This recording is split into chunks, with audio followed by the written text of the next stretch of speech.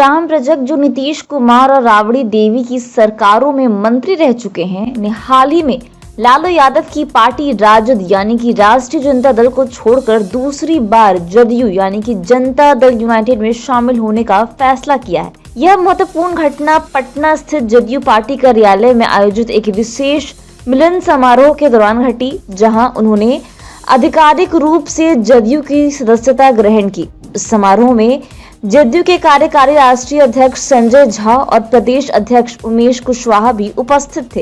यह पहली बार नहीं है जब श्याम रजक ने जदयू को छोड़ा है। वर्ष 2020 में विधानसभा चुनावों के दौरान उन्होंने जदयू छोड़कर राजद का दामन थाम लिया था, लेकिन हाल ही में उन्होंने राजद से इस्तीफा दे दिया, जिससे ये अटकलें लगाई जाने लगी कि वे फिर से नीतीश कुमार के नेतृत्व में राजनीति में वापसी करेंगे।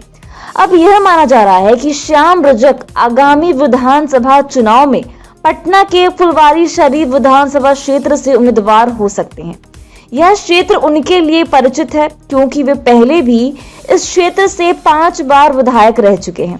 इस अवसर पर श्याम रजक ने अपने विचार साझा किए। उन्होंने कहा कि उन्होंने भावनात्मक स्थिति में जदयू को छोड़ा था, लेकिन इसके बाद पिछले 4 वर्षों में राजद में रहते हुए उन्हें निरंतर असहजता और घुटन का अनुभव हुआ। श्याम रजक ने स्पष्ट किया कि राजद में एक ही परिवार की प्राथमिकताएं और विचारधारा हावी थी, जिससे वे खुद को अपमानित महसूस करने लगे थे। हालांकि उन्होंने किसी भी व्यक्तिगत आरोप या टिप्पणी से बचते हुए अपनी बात रखी। नीतीश कुमार की सरकार की तारीफ करते हुए श्याम रजक ने कहा कि बिहार में नीतीश कुमार के नेतृत्व में काफी काम हो रहा है। उन्होंने यह भी बताया कि भले ही वे राजद में थे, लेकिन उनका ध्यान हमेशा फुलवारीशरीफ की जनता पर ही था, जिन्होंने उन्हें बहुत प्यार और समर्थन प्रदान किया है। श्याम रजक ने यह भी कहा कि नीतीश कुमार के साथ काम करने का अवसर उनके लिए एक सौभाग्य की बात है और उन्होंने इसे अपनी राजनीतिक यात्रा का महत्वपूर्ण मोड़ बताया।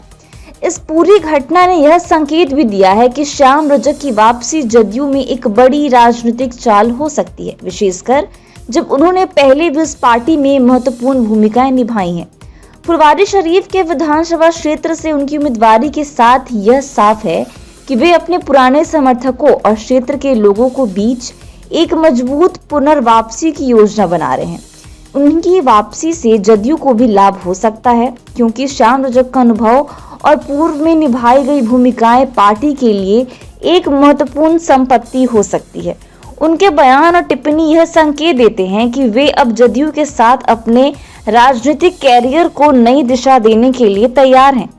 इस प्रकार श्याम रजक की जदयू में वापसी उनके राजनीतिक करियर के लिए एक महत्वपूर्ण चरण को चिन्हित करती है और यह दर्शाती है कि वे फिर से नीतीश कुमार के नेतृत्व में सक्रिय राजनीति में भाग लेने के लिए तत्पर हैं।